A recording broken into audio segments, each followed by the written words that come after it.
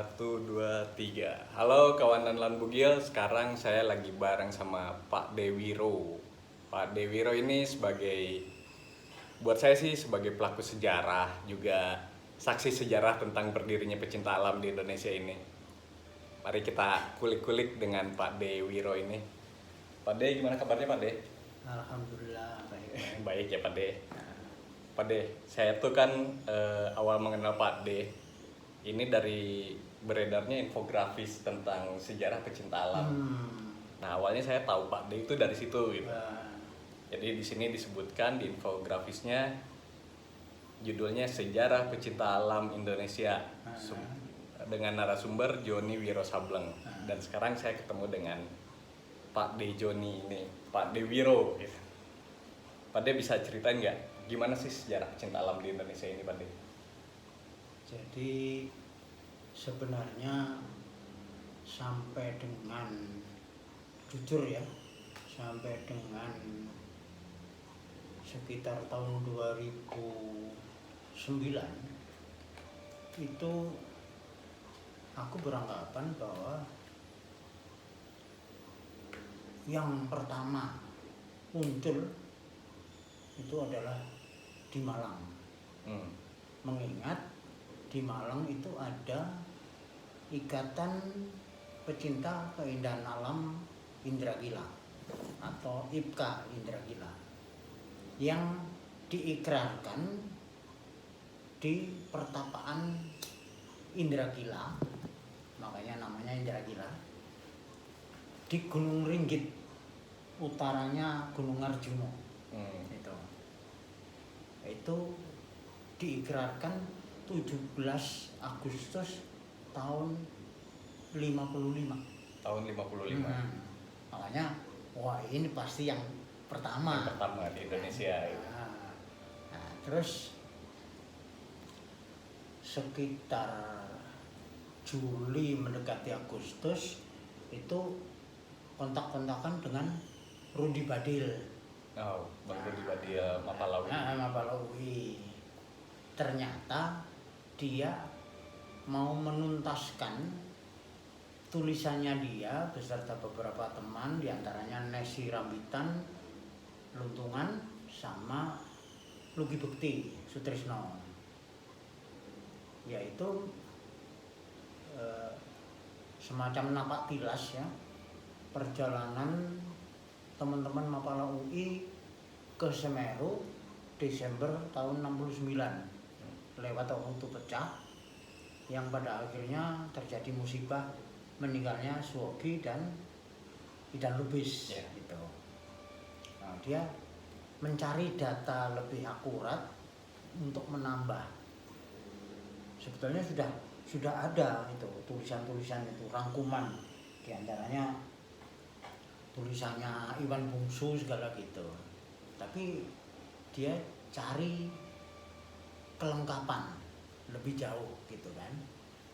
Nah, akhirnya nyambung dengan beberapa teman sepakat untuk ketemu di Godomijo di Pondok Cabe.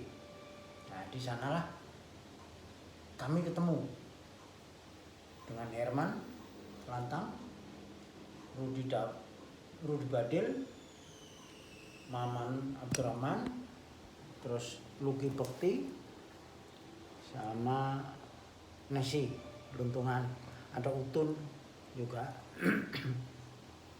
Kami di sana terus dari senior saya itu punya berkas-berkas, diantaranya foto-foto waktu itu peristiwa jadi evakuasi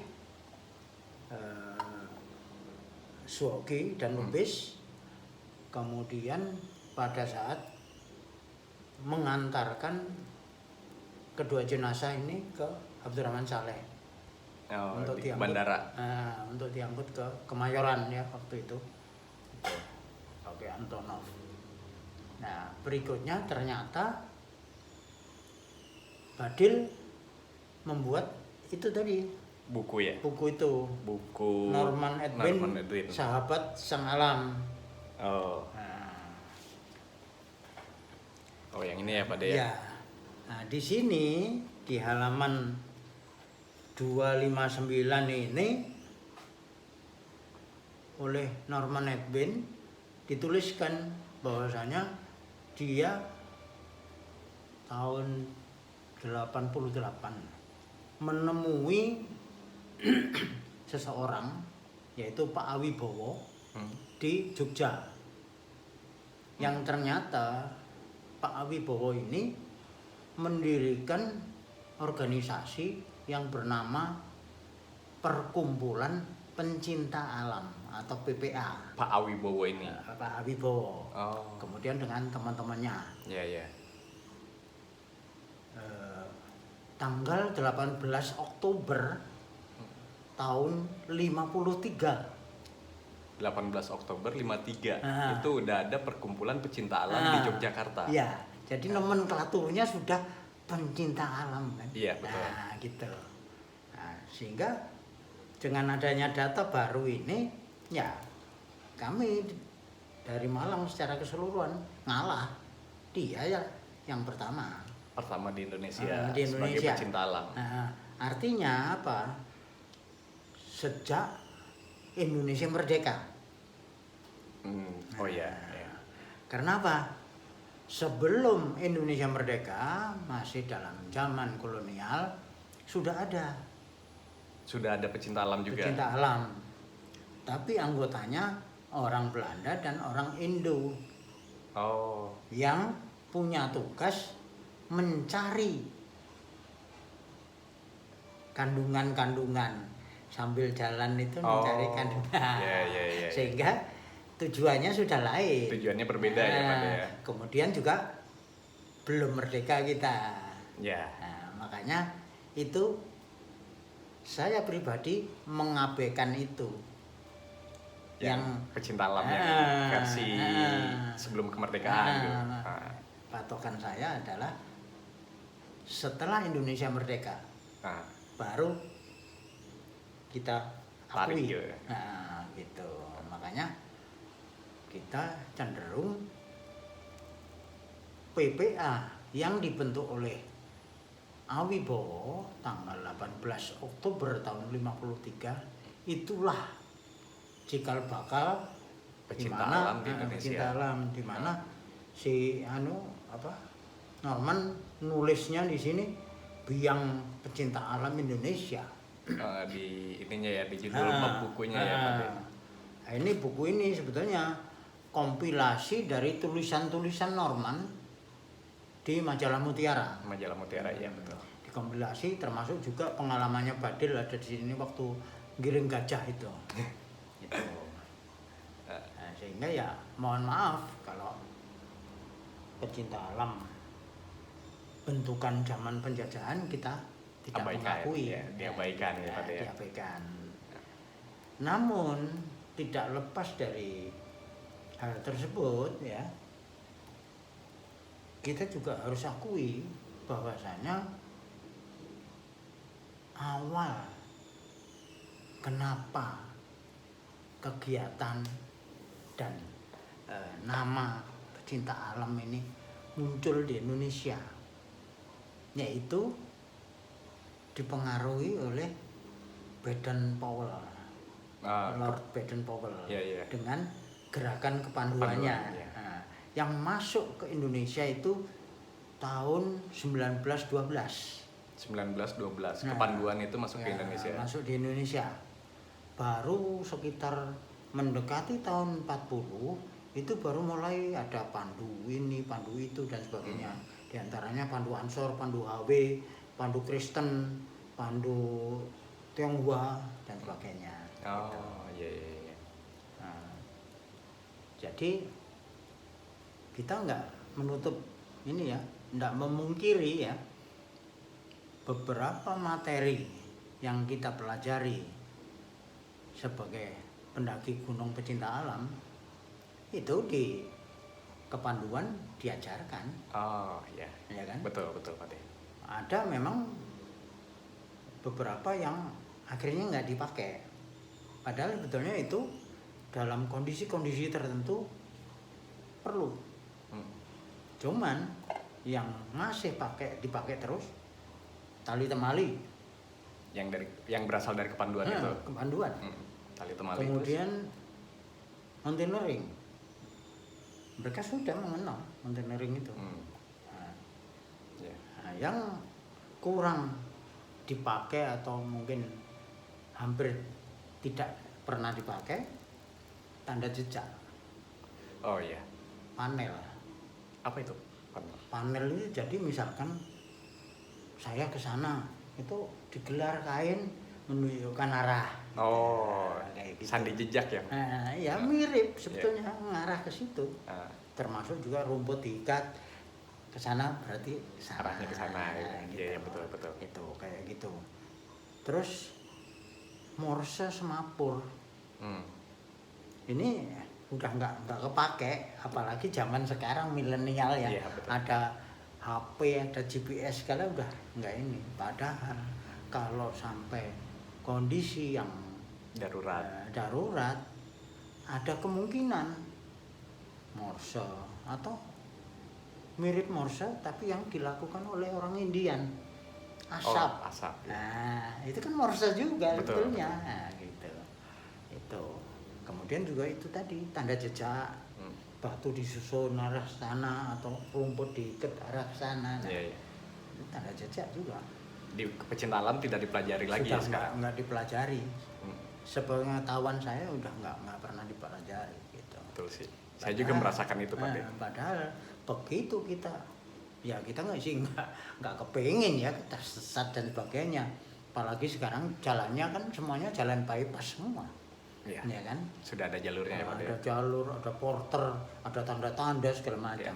Sehingga apa sih ribet banget, nah kan gitu. Nah, padahal namanya nasib kok. Ya kan? Siapa yang tahu ya Pak De? Siapa yang tahu gitu. Nah itu makanya pribadi tetap mengakui asal muasal kita pecinta alam bergelut ya sebagai pendaki gunung, penjelajah dan pecinta alam itu ya dari Pandu. Yang sekarang jadi pramuka ya Pak De? Jadi pramuka. Tahun 60 itu di ini melalui apa keputusan presiden apa menjadi pramuka. Praja Muda Karana pramuka. Nah, ini sebetulnya kan kalau ininya kan Boy Scout. Ya, Boy Scout. Praja Muda. Praja Muda ini ya anak muda-muda. Nah, gitu. Ini nggak terlalu jauh pengertiannya gitu. Ya. Tuh. Nah, Pak De sendiri ini mengakui sebagai pecinta alam atau sebagai seorang pandu Pak De? Saya pernah waktu SMP jadi pramuka. Nah, justru itu kenapa cenderung pengakuan itu bahwasanya asal muasal kita ya dari gerakan pramuka, gerakan pandu.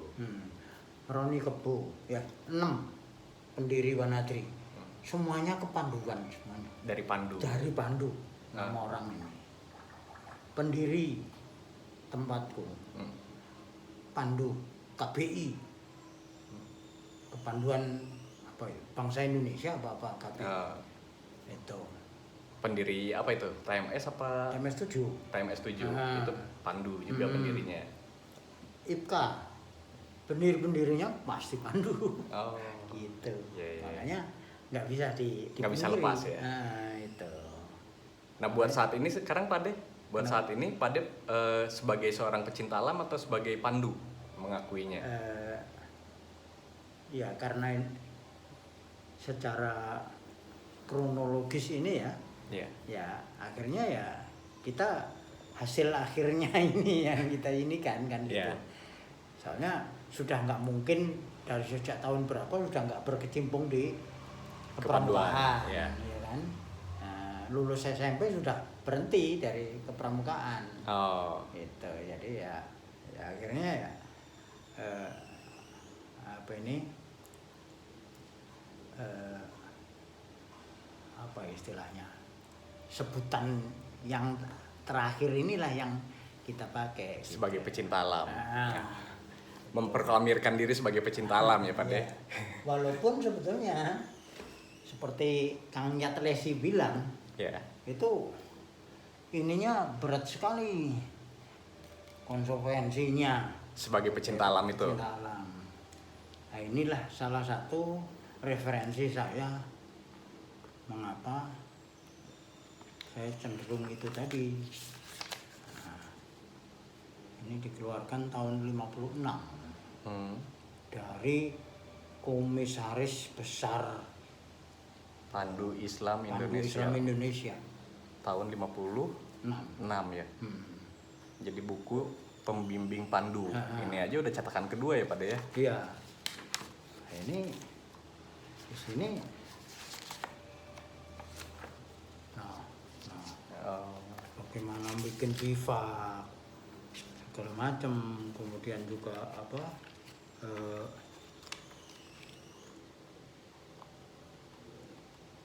tali temali, tanda jejak, ada di sini dalam buku pandu ini ya. dalam buku ini itu. Sampai dengan nyanyian Indonesia Raya itu 3 apa istilahnya? 3 stansa itu. Nah, 3 stansa ada di sini. Di buku pandu itu ya. Buku ini. Oh. Jadi Roy Suryo bilang nemuin di mana? Di Belanda apa di sini udah ada.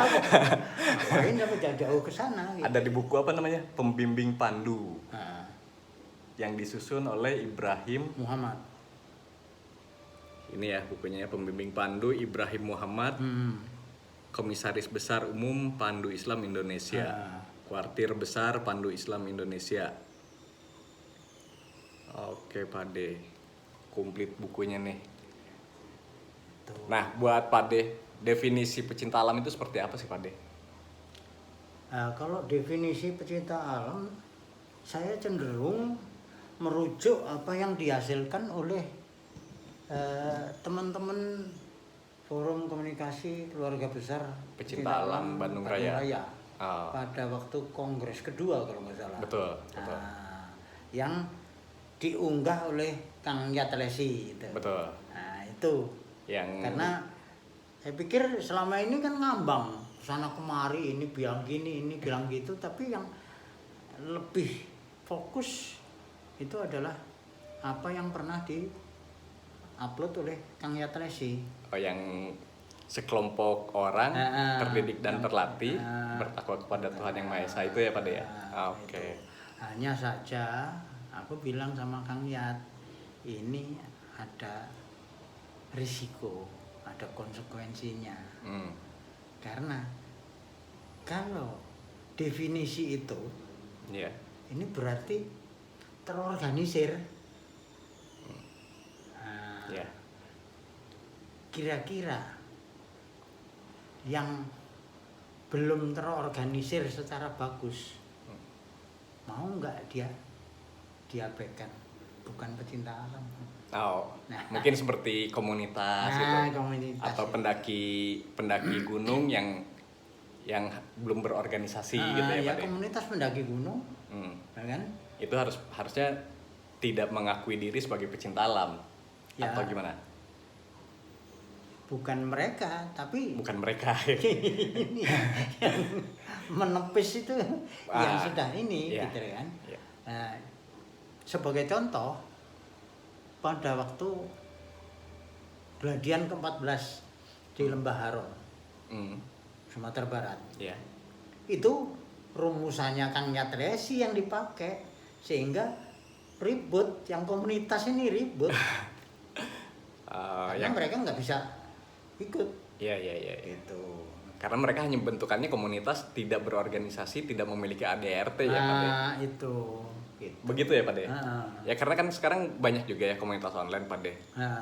Mereka hanya suka-suka mendaki gunung, tapi mereka mengklaim kalau dirinya itu sebagai pecinta alam. Nah, justru itu apa ya? Koreksi ya, koreksi. Asal muasalnya bagaimana dan sebagainya kita juga menghakimi mereka juga repot, Ya, kan gitu. tidak bisa. Ya. Nah, karena secara definitif apa yang diunggah oleh Kang Yatlesi nggak masuk. Tidak Nggak masuk hitungan. kriteria. Iya, nggak masuk hitungan, nggak masuk kriteria. Ya. Nah, makanya dalam perjalanannya beberapa tahun ini yang namanya komunitas-komunitas itu lagi sibuk membuat ADART, kepengurusan, ya. Oh iya. Kemudian ADART, kepengurusan, Memiliki korwil di wilayah. Korwil itu oke aja. Ah, Sudah berapa tahun yang lalu itu Iya, korwil betul. itu berjalan. Cuman persyaratan sebagai organisasi itu kan ada ADART-nya, ya, ada anggotanya, Ya. ada nomor pokok anggota, betul. ya kan? Ya. Nah, dan beberapa lainnya termasuk uniform atau seragam segala. Tapi kalau uniform, seragam, bendera ini hitungannya hal-hal yang biasa lah. Hanya alat saja ya, Pak. Ya? Enggak ini. Tapi mengarah ke situ di mana mereka dengan adanya itu jiwa korsanya terbentuk. Kemudian juga adanya pendidikan dasar dan latihan Ya. yang secara rutin. Ya. Nah, itu. Makanya pecinta alam itu harus terdidik dan terlatih ya, Pak. Ya? Jelas, Itu ya, garis merahnya mungkin itu ya, kesana. yang membedakan antara komunitas dengan pecinta alam. Oke. Karena maaf ya, yang online itu serabutan atau cabutan itu gampang saja. Saya ngupload di HP, banyak pengikutnya, berangkat, selesai udah. Habis itu bubar, kan? Tanpa harus ada pendidikan dasar, tanpa harus punya ADART, harus punya kartu anggota, kan kayak gitu. Nah, kemudahan-kemudahan inilah yang memicu dan memacu generasi-generasi muda ini mendingan kita komunitas daripada membentuk organisasi yang ribet Ya, betul. harus pendidikan dasar ini itu nyemplung di rawa, direndam di sungai dan sebagainya. Itu ribet. Naik gunung gampang kok gitu. Tapi kan tanggung jawab akan berbeda ya, Pak ya. Benar. Satu sisi penyelenggara dari pendakian online nggak semuanya bagus, banyak yang ditelantarkan itu. Pada akhirnya memakan korban jiwa, itu ditinggalkan lah ini segala macam itu. Ya karena kan saya sering lihat juga di grup-grup online, komunitas online ya Pak De. Mereka mengklaim diri juga sebagai pecinta alam dengan kode etik. Dan mereka saat saya tanyakan tuh apa sih definisi pecinta alam dan apa sih kode etik pecinta alam yang kamu tahu? Mereka tidak bisa menjawab. Mereka hanya bisa menjawab jangan meninggalkan jejak, jangan meninggalkan apa. Yang 3 hal itu. Iya, 3 hal. 3 hal etik gitu kan. Nah, kode etik pecinta alam bagi mereka di komunitas online tuh hanya itu gitu. Nah, padahal 3 hal ini sebetulnya dari beberapa referensi teman-teman sebetulnya ini adalah SOP atau pegangan dari para penyelusur gua. Gitu. Nah, kalau kode etik pecinta alam yang sebenarnya seperti apa, Pak De? Jadi kode etik pecinta alam itu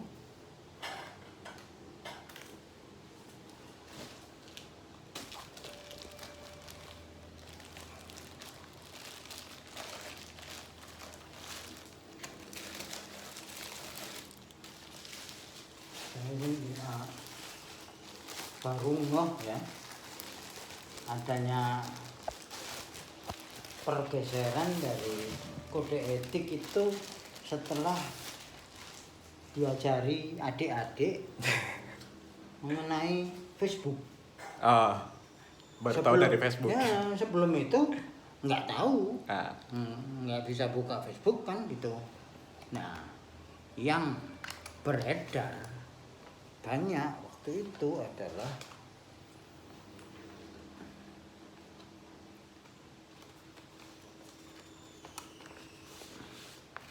yang ini. oke. Nah, yang benar yang mana, Pak De? Yang kanan apa yang kiri? Dua-duanya salah. Dua-duanya salah gitu. Nah, ini kan tak koreksi pakai ballpoint. ballpoint merah. Ya, dicoret-coret ya, Pak De. Itu. Tapi yang paling parah itu adalah butir empatnya. Butir empatnya kenapa tuh, Pak De? Karena butir empatnya itu banyak kan di sini menghormati tata kehidupan yang berlaku pada masyarakat sekitar serta menghargai manusia dan kerabatnya. Kerabatnya ya, Pak De. Nah, kerabatnya. Jadi kan KKN. Ya. Nah, padahal hakiki dari manusia itu sendiri. Hal yang hakiki dari manusia apa? Martabat. Martabat. Nah, itu. Nah, kalau Pak De bisa mengkoreksi nih, mencoret-coret kode etik yang beredar sekarang, berarti Pak De punya salinan yang aslinya? Saya ada. Ada? Waduh. Jadi bahkan di tempat-tempat lain kayak Bima Pala itu ininya hakikat pecinta alam, bukan kode etik gitu kan. Gitu. Terus ada numeriknya gitu. Padahal ini preambulnya, pembukaannya gitu. Oh, jadi di beberapa organisasi pun masih ada yang salah juga ya, Pak ya? Dalam salah penyebutannya. tafsir lah gitu ya. Nah, kalau pingin tahu setelah embrio yang dihasilkan di Gladian kedua nasional di Batu Malang, kemudian inilah hasil dari jambore pertama pecinta alam Jakarta Raya. Jambore pertama. Jakarta Raya. Ya. Yang akhirnya menghasilkan ini. Apa namanya ini, Pak De? Ya, kode etik pecinta alam. Prosesnya, 7 butir selesai. Wih, beneran ini. Nah, inilah yang dibawa oleh teman Mapala UI, digelar di Pulau Kayangan. Oh, yang di Gladian keempat. Itu. Ya. Yang di Makassar itu kan? Aklamasi disetujui, hanya merubah kami pecinta alam Jakarta menjadi Indonesia. Terus di sini ada disahkan di Ujung Pandang itu. Nah, itu. Tapi apa? Embrionya ini. Ini salah satu embrio dari kode etik pecinta alam yang kita kenal saat ini. Ya, embrio akhir. Oh, embrio akhirnya. Ini didasari oleh permintaan panitia Gladian 4. Iya. Pembuatan paper. Undangan kepada rekan-rekan Mapala UI Jakarta, Wanadri Bandung, TMS 7 Malang di Pulau Jawa. Paper organisasi TMS 7, paper Sarwanadri Bandung, paper kode etik Mapala UI Jakarta. Oke. Makanya dengan didorong ini bikinlah ini. Keluarlah itu. Ya. Terus ini dibawa ke Ujung Pandang. Nah, gitu. Jadi rangkaian ininya gitu, rangkaian ceritanya. Iya. Nah, kemudian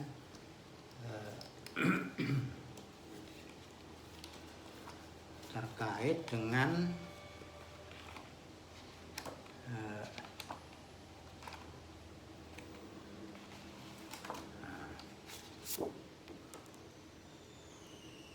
awalnya bahkan Impala Brawijaya masih pakai pen. Pen. Nah, Iya, iya. Gitu. Bedanya apa Pak De? Pecinta alam dengan pencinta alam. Kalau pencinta, ya, itu ada di Kamus Besar Bahasa Indonesia. Ya. Nah, kalau pecinta nggak ada. Hmm. Kenapa Pak De? Kurang tahu. Udah mengarah ke sana kurang tahu saya. Mungkin Cuman ada. Iya. rujukan ke sini dia nggak pakai N juga. Rujukan yang dibawa oleh Mapalawi. Iya. Paper yang dibawa sama Mapalawi. Tetap nggak pakai N. Oh. Pecinta juga. Nah, satu hal lagi kritik kepada bahasa kita, bahasa Indonesia. Kadang-kadang kurang konsisten dan konsekuen. Gitu kan. Kurangnya seperti apa Pak De? Nah, sekarang misalkan kalau pencinta, ya, kenapa kok petembak? Oh. Kenapa kok peselam? Iya. Ya kan? Petinju gitu Petinju, ya. peyudo, Ah. nah, kayak gitu. Iya, iya. Pesilat. Oh, ya. Kaidah bahasanya seperti itu ya Pak De? Nah, kalau misalkan ini rujukan yang nggak pakai N. N, ya, Iya. berarti sebetulnya bukan pendaki, pedaki. Ya. Mau nggak dikatakan pedaki? Iya. Nah, kayak gitu. Kenapa?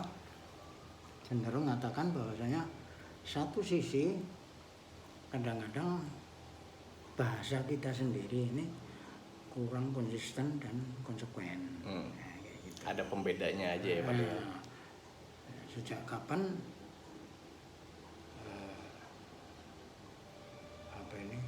penerjun menjadi peterjun itu kapan? Aku sendiri nggak tahu persis kapan itu mulai berubah gitu.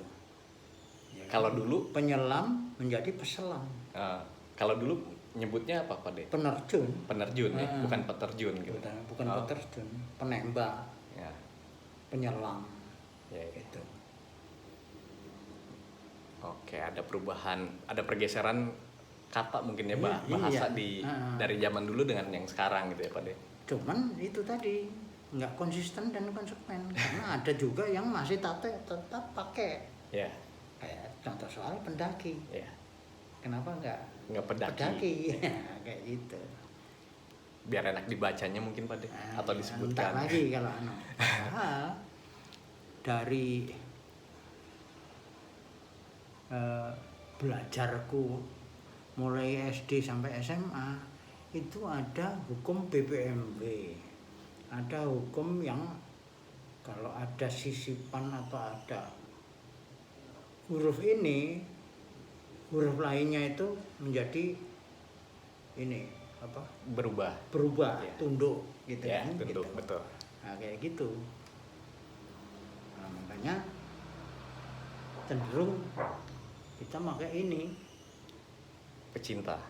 Walaupun ini sebetulnya dari buku pedomannya Impala Brawijaya ini, tapi saya koreksi masih ada itunya, Masih ada N-nya. masih ada N-nya, jadi Tapi butirnya udah betul Pak De, butirnya udah betul. dibanding sama yang sekarang beredar. Yang beredar ini ya maaf tetap saja beberapa temen di Facebook lah ya, atau orang di Facebook ada yang masih mengakui ini, ada yang masih ini gitu kan. Ini hitungannya kalau dari konsistensi ya, penulisan dari awal sumber ini parah dua ini. Kenapa parah? Nah,